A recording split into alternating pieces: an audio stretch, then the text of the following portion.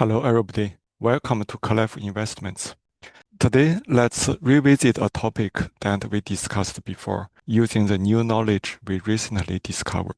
Basically, when you use shortbox to borrow money, what is the best expiration month to choose from? So last week, we talked about using the effective annual rate to fairly compare the interest rate of the boxes that expire on different time. And also, we also found that the slippage, which is how much higher interest you are paying on top of the treasury rate, is different depending on the expiration time.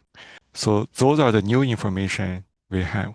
And half a year ago, somebody helped me develop this backtest program and pushed it to GitHub so everybody can use. In this backtest program, we didn't consider effective annual rate, and we were using a fixed slippage of 0.3%.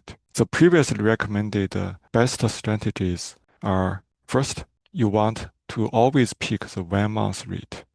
And the second best strategy is you almost always pick 1 month, unless the 3 month yield is much higher, basically more than 2x higher than the 1 month yield. But under the new information, does this conclusion change? So again, I get help to enhance the backtest to always use the effective annual rate instead of the bond equivalent yield to allow a fair comparison of different interest rates that expire at different times. And more importantly, instead of using the fixed rate slippage of 0.3%, it has been changed to be specific to the expiration time. So for example, for 1 month, you have to give up 1.13%. For 3 months, you give up much less, only 0.63%, and so on. So these numbers are obtained from the real trades I got using my real money in the past several years. And after these numbers are used, I ran the program again. So those are the last two changes that was made this year. And the first change is using the effective annual rate instead of bond equivalent yield. The second change, instead of fixed slippage, a period-specific slippage was used.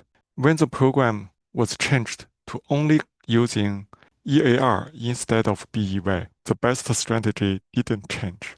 That means the difference between them is too small, so we don't need to worry about them. But when we change the fixed slippage to the period-specific slippage, the results are different. It's very easy to run the program. You run the program with -C, which means comprehensive backtest. So after a few minutes, it gives you the comprehensive results after adjusting under different conditions. And you can see the 3 month, 6 month threshold one give us the best average performance. And the next best is always use 3 months. So the top strategy is basically choose between 3 months and 6 months. And fixed 1 month becomes very bad. It's in the middle. And the worst one is still fixed 2 year. So in summary, the best strategy based on the backtest is to use 3 months. And the next best is choose between 3 months and 6 months. But you only choose it if the 6 month rate is much, much higher. It's more than 2x of the 3 month rate. And if you don't want to do it so frequently, you always pick 6 months. The result is also not much worse. It's also among the top strategies.